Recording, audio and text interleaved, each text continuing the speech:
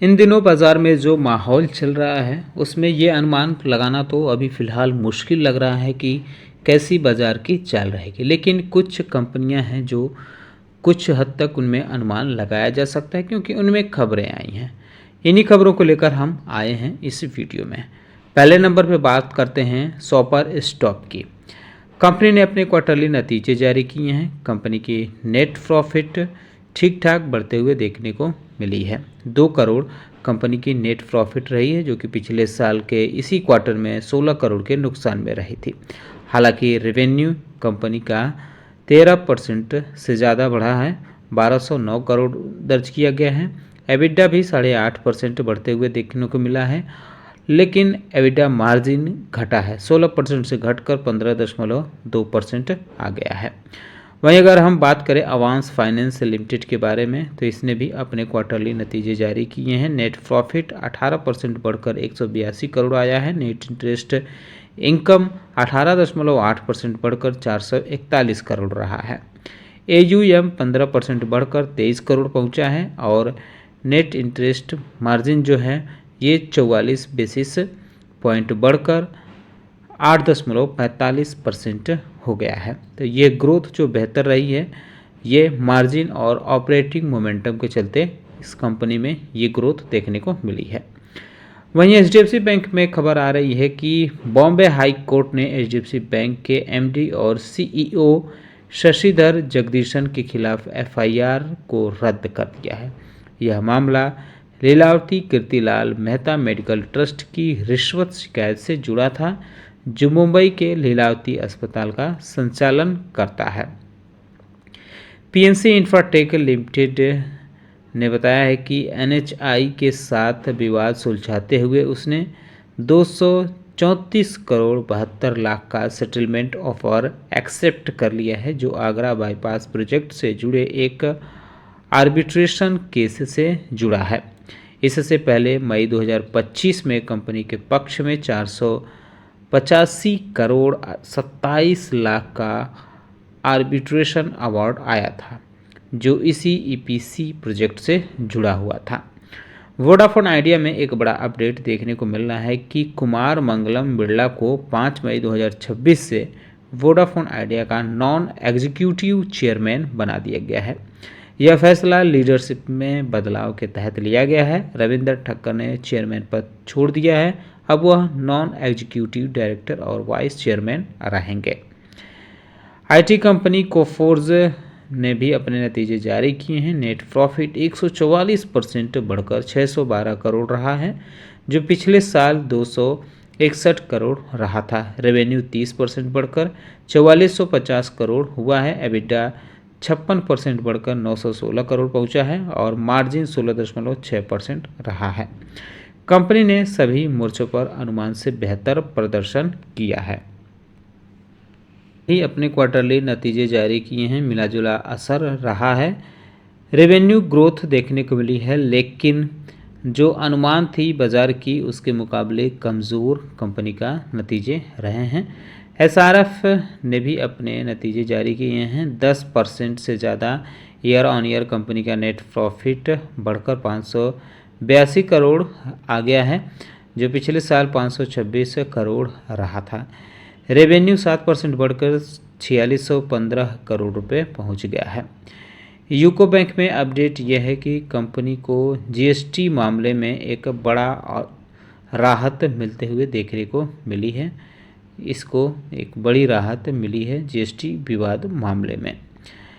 Poonawalla Fincorp ने ठीक ठाक रिजल्ट जारी किया है, क्योंकि कंपनी के नेट प्रॉफिट में 309% की ग्रोथ देखने को मिली है। पिछले साल कंपनी का नेट प्रॉफिट 62 करोड़ था, इस बार 255 करोड़ आया है। तो ये महत्वपूर्ण अपडेट इसमें है। जो पिछले साल के इसी क्वार्टर में 97 करोड़ रहा था, यानी 4.4% कंपनी के नेट प्रॉफिट में बढ़त देखने को मिली है। हालांकि जो एस्टिमेट थी उसके मुकाबले थोड़ा कमज़ोर देखने को मिल रहा है। हीरो मोटोकॉर्प के नतीजे बेहतर देखने को मिले हैं।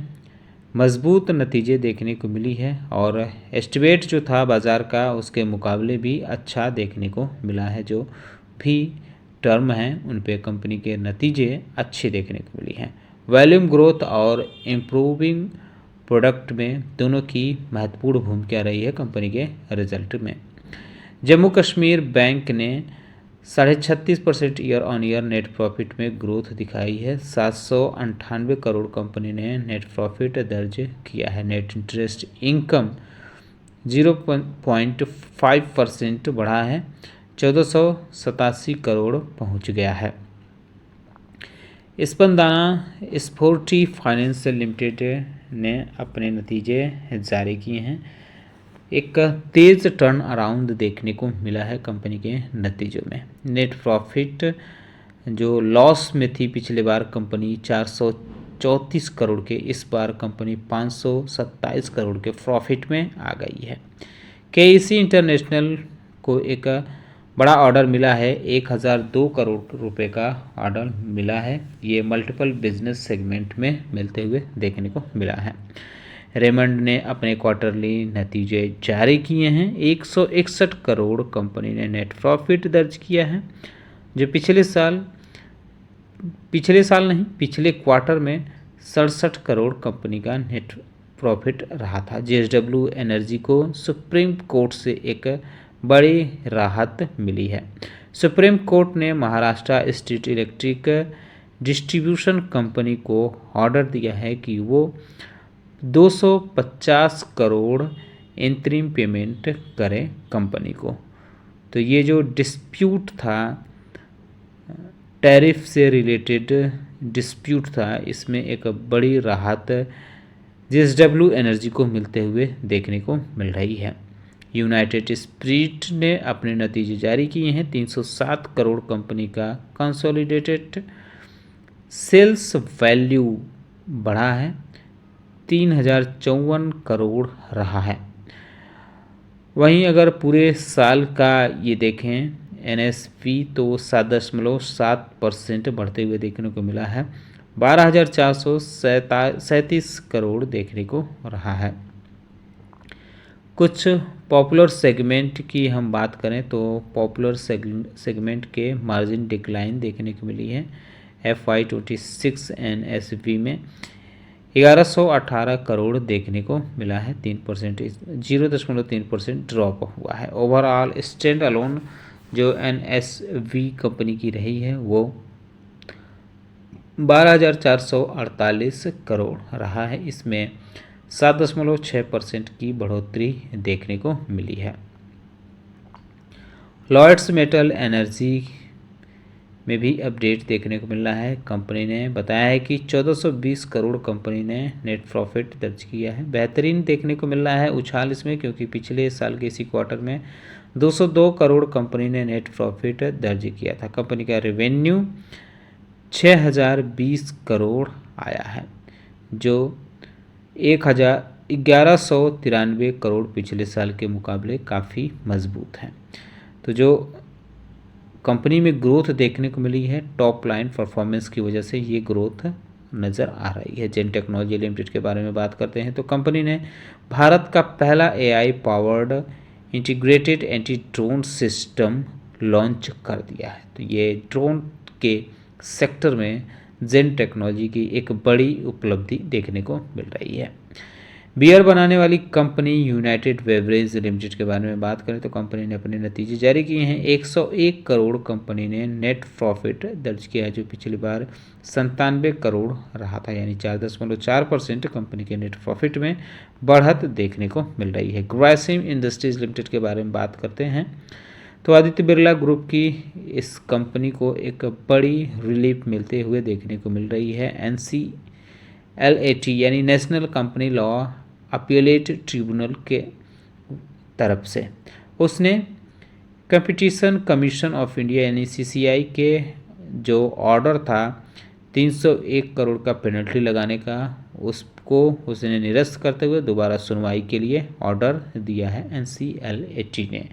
तो एक तरह से कह सकते हैं कि ग्रासिम इंडस्ट्रीज को एक बड़ी राहत मिली है। साथ ही साथ आपको ये भी नज़र रखना होगा कि FII जो हैं अब बिकवाली पे फिर उतर आए हैं। 3622 करोड़ की बिकवाली की है 5 मई को। वहीं DI जो हैं वह भी खरीदारी के मूड में दिख रहे हैं। 2603 करोड़ कंपनी इन्होंने खरीदारी की है 5 मई को।